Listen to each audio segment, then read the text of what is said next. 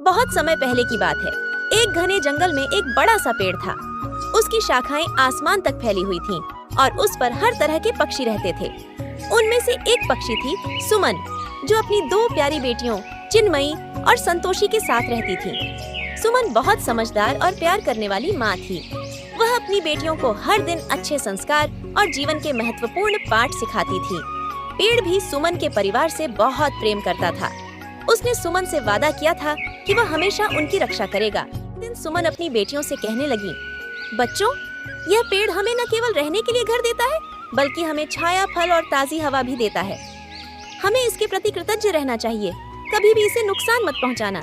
चिन्मयी, जो बहुत चंचल और जिज्ञासु थी, बोली, माँ, पेड़ तो बड़ा और मजबूत है, उसे हमारी मदद की क्या जरूरत?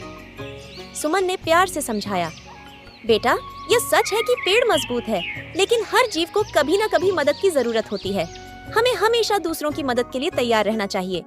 लेकिन संतोषी, जो थोड़ी आलसी स्वभाव की थी, अपनी माँ की बातों को गंभीरता से नहीं लेती थी। एक दिन जब सुमन खाना लेने जंगल गई हुई थी, तो चिन्मयी ने शरारत में पेड़ की कुछ पत्तियां तोड़ दी। संतोषी ने भी उसे रोका नहीं। पेड़ को यह बहुत बुरा लगा, लेकिन उसने कुछ नहीं कहा। कुछ दिनों बाद जंगल में एक लकड़हारा आया। उसने देखा कि पेड़ बड़ा और मजबूत है। उसने सोचा, यह पेड़ लकड़ी के लिए बहुत उपयोगी होगा, मैं इसे काट कर ले जाऊंगा। लकड़हारे ने पेड़ को काटने की कोशिश शुरू कर दी। पेड़ दर्द में था और उसने सुमन और उसकी बेटियों से मदद मांगी। सुमन ने बेटियों से कहा, बच्चों, ये वही पेड़ है जिसने हमें हमेशा घर दिया। अब समय है कि हम उसकी रक्षा करें। चिन्मयी और संतोषी को अपनी गलती का एहसास हुआ।